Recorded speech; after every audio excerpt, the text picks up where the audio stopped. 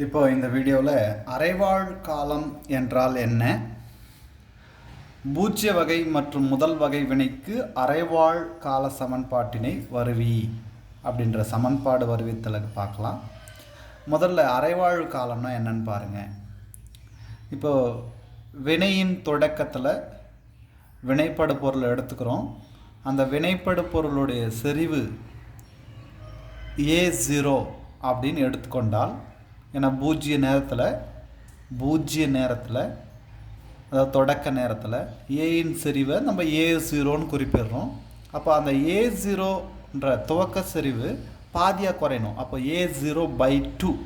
இப்போ எடுத்துக்காட்டால் 100ன்னு சொன்னீங்கன்னா 100/2 50. அப்போது 100 அப்படின்ற துவக்க அளவு பாதியாக 50 மாறுவதற்கு தேவைப்படக்கூடிய காலம்.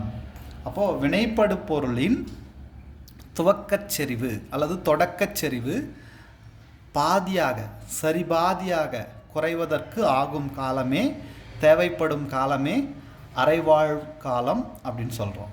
இப்போ முதல் வகை வினைக்கும் பூஜ்ய வகை வினைக்கும் அந்த அரைவாழ் கால சமன்பாட்டினை வருவி அப்படின்ற கொஷின் கேட்டாங்கன்னா, முதல்ல நம்ம எழுத வேண்டியது அந்த முதல் வகை வினைக்கான வினைவேக மாறிலி சமன்பாடு, பூஜ்ய வகை வினைக்கு வினைவேக மாறிலி சமன்பாட்டை முதல்ல எழுதிக்கணும். அதுக்கு அடுத்ததாக இந்த சமன்பாட்டில் t = t ஆஃப் எனவும், அதாவது அரைவாழ் காலம்னா நேரத்தை அரைவாழ் காலமாக t ஆஃப்னும், வினைப்படு பொருளுடைய துவக்க செறிவு பாதியாக குறையத்துக்கான நேரம் அப்படின்னு சொல்லிட்டோம் அரைவாழ் காலம். அப்போ துவக்க செறிவு பாதியாக குறைஞ்சிச்சுன்னா இந்த டேர்மில் A0ன்றது தொடக்க செறிவு, ஏன்றது அந்த டி நேரத்தில் உள்ள செறிவு. டி என்பது அரைவாழ் காலம். அப்போ அரைவாழ் காலத்தில் இந்த ஏவுடைய செறிவு எவ்வளோன்னு இருக்கும் அப்படின்னா அதை தான் நம்ம இப்படி எழுத போகிறோம். தொடக்கத்தில் பாதி, தொடக்கத்தில்னா A0வில் பாதினா என்னது, /2ன்னு போடுவோம்ல. ஸோ இந்த இடம் நீங்கள் புரிஞ்சுக்கணும்.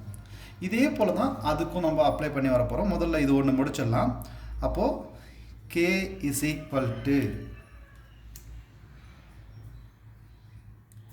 2.303/t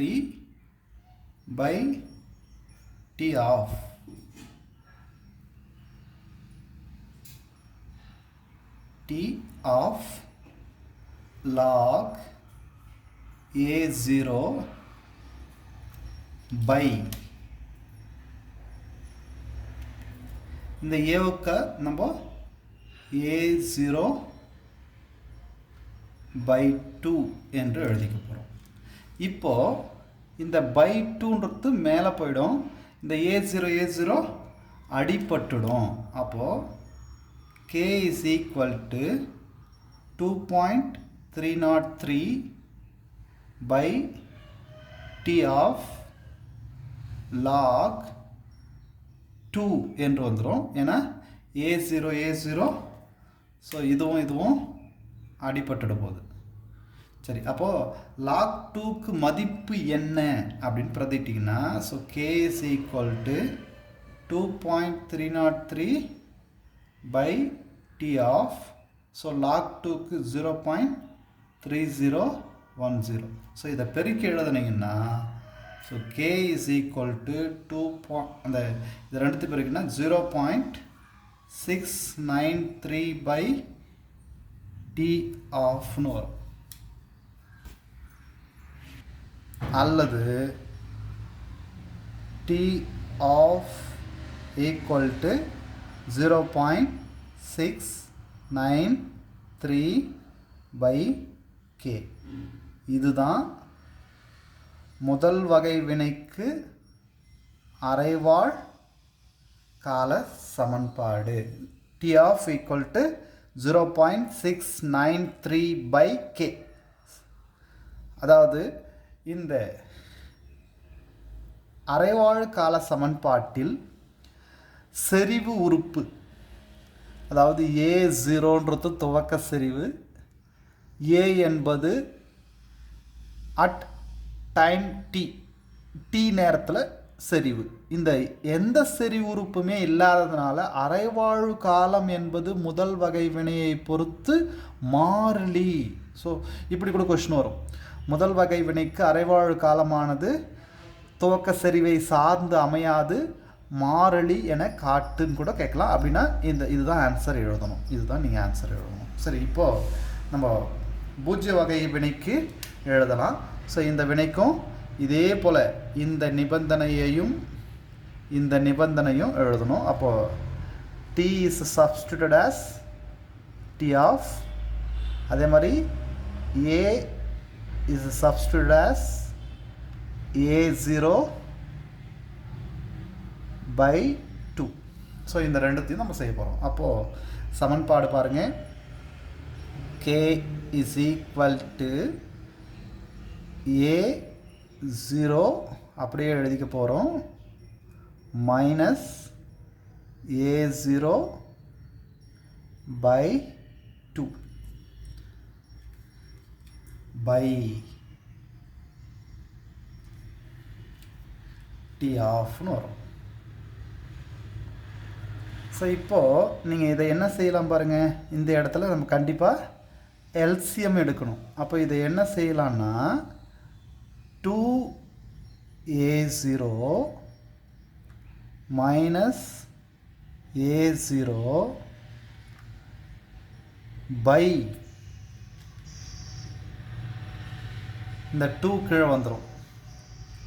அப்போது 2T ஆஃப் என்று வரும்.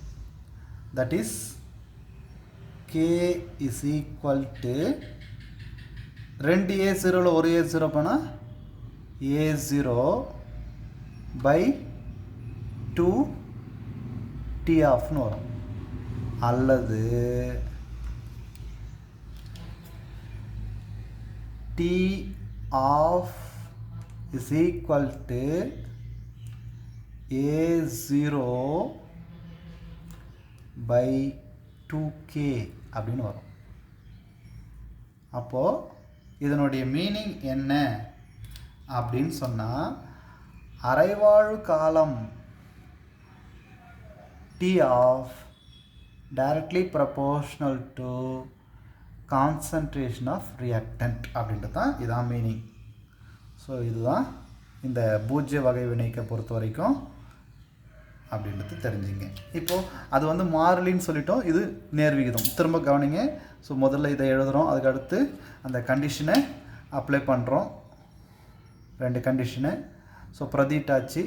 அதுக்கடுத்து ஸோ அதை சிம்பிளிஃபை பண்ணும்போது இது மாதிரி மாறும். அதுக்கடுத்து நமக்கு இது கிடைக்குது. இது அப்போ அரைவாழ்வு காலமானது துவக்க செறிவுக்கு இந்த நேர்விகிதம் நீக்கிறோம். இது வந்து A0 துவக்க செறிவு, K என்பது வினைவேக மாறிலி. ஸோ அதனால் நமக்கு அந்த மாறிலி நீக்கிட்டோம்னா நமக்கு T half directly proportional to A0 என்பது ஆகும்.